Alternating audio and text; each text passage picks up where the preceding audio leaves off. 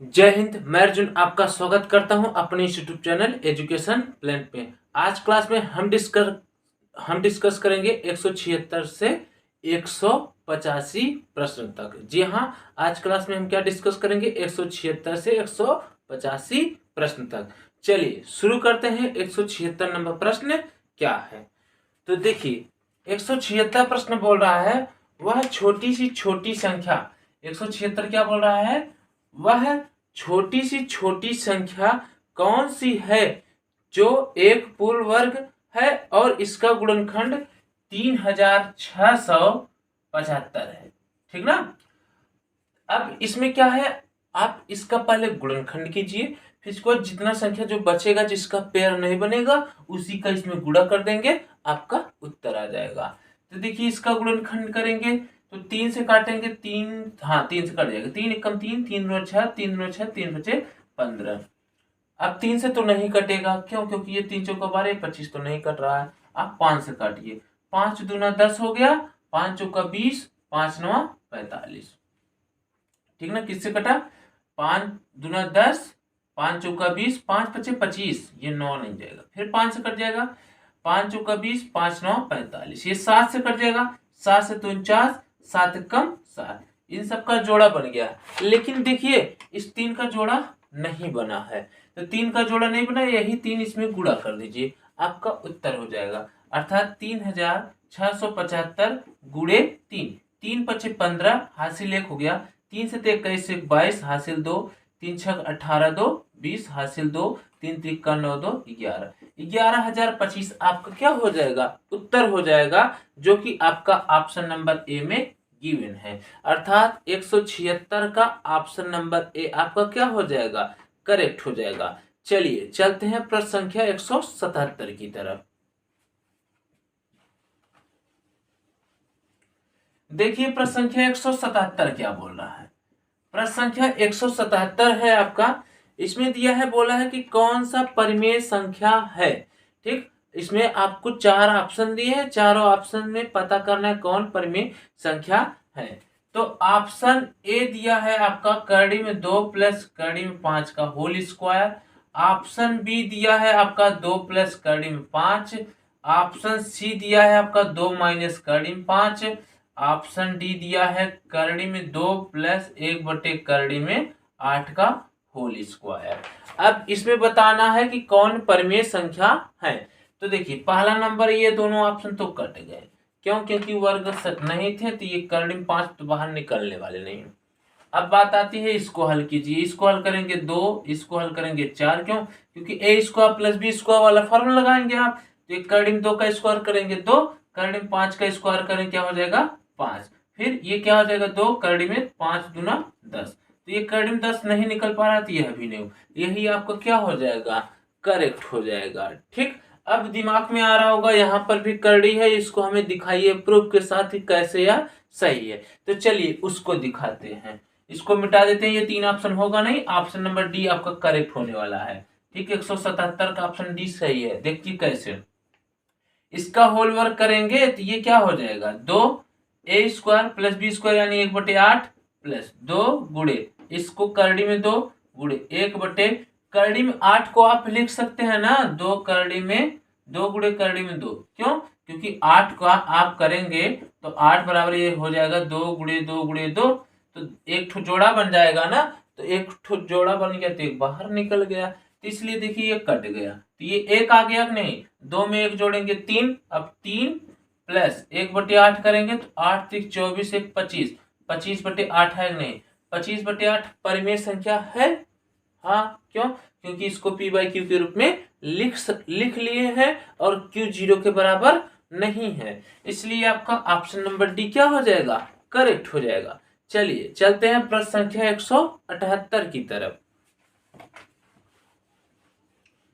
देखिए, प्रश्न संख्या 178 क्या बोल रहा है? प्रश्न संख्या 178, प्रश्न संख्या 178 दिया है, जब धनात्मक पूर्णांक को 18 से विभाजित करते हैं तो शेषफल 9 प्राप्त होता है। अब इस 9 को 6 से विभाजित करेंगे तो शेषफल क्या आएगा? तो जाहिर सी बात है, 9 को 6 से विभाजित करेंगे तो 6 कम 6, यहाँ पर 3 शेष बच गया कि नहीं, बस इसमें केवल सिंपल से भाग देना था।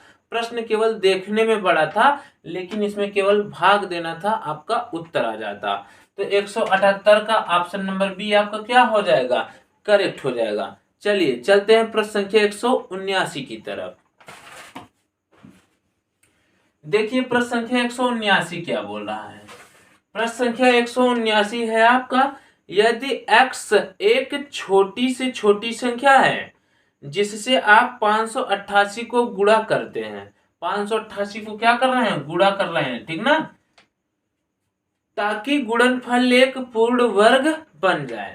तो बस इसको पूर्ण वर्ग बनाने के लिए आप क्या करें, पहले इसका गुणनखंड कीजिए, जो संख्या बचेगा वही आपका उत्तर होगा। क्यों, क्योंकि उसी का गुणा कराओगे तभी ना पूर्ण वर्ग बनेगा, और वही पूछा है। x आपका छोटी सी छोटी संख्या होनी चाहिए। अब इसको 2 से काटेंगे तो ये 2 दूना 4, 2 9 18, 2 चौका 8, फिर 2 1 कम 2, 2 चौका 8, 2 7 14, ठीक। 147 आ गई, ये 3 से कट जाएगा, 3 से काटेंगे 3 चौका 12, 3 9 27, 7 से काटेंगे 7 7 49, 7 1 कम 7, इसका जोड़ा बना, इसका जोड़ा बना, यह 3 अकेले ही रह गया। अब इस 3 का कोई साथी ही नहीं मिला, तो 3 का साथी नहीं मिला तो इसका जोड़ा नहीं बना, तो यही 3 आपका क्या हो जाएगा, उत्तर हो जाएगा, जो कि आपका ऑप्शन नंबर डी में गिवन है। अर्थात 179 का ऑप्शन नंबर डी क्या हो जाएगा, करेक्ट हो जाएगा। चलिए चलते हैं प्रश्न संख्या 180 की तरफ।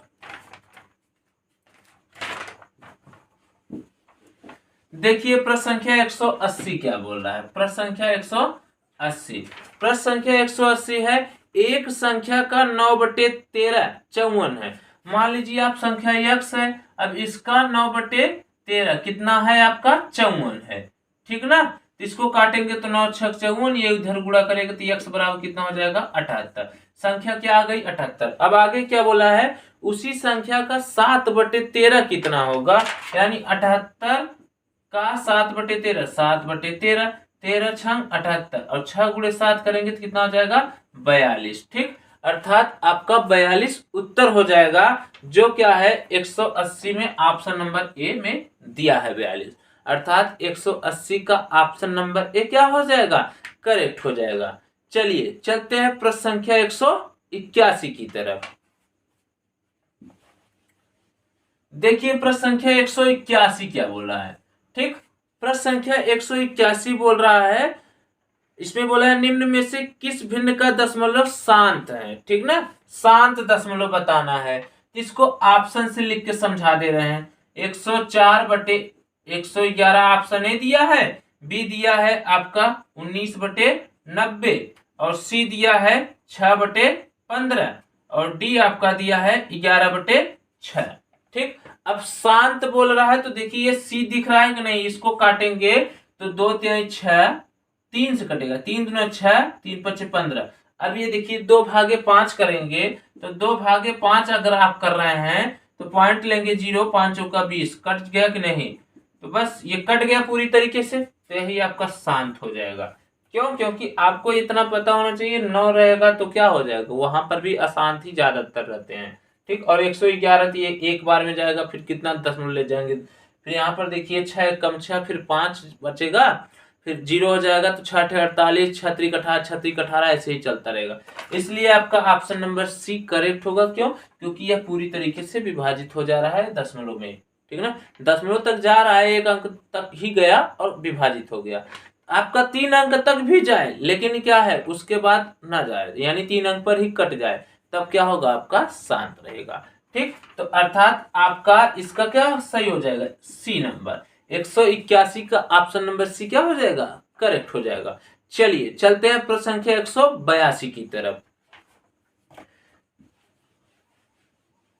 देखिए प्रश्न संख्या 182 क्या बोल रहा है। प्रश्न संख्या 182, प्रश्न संख्या 182 बोल रहा है, इसके व्युत्क्रम के बराबर संख्या ज्ञात करने के लिए 3/5 में, तो 3/5 का व्युत्क्रम निकालना है, और बोल रहा है इसमें क्या जोड़ा जाना चाहिए, तो 3/5 में आप यक्ष जोड़ लीजिए, और यह योगफल कितना आएगा, इसका व्युत्क्रम, इसका व्युत्क्रम 5/3। अब यक्ष का मान निकालना है, ये 5/3, ये इधर चला आएगा 3/5, 5 पचे 25, 3 त्रिका 9, 5 3 15।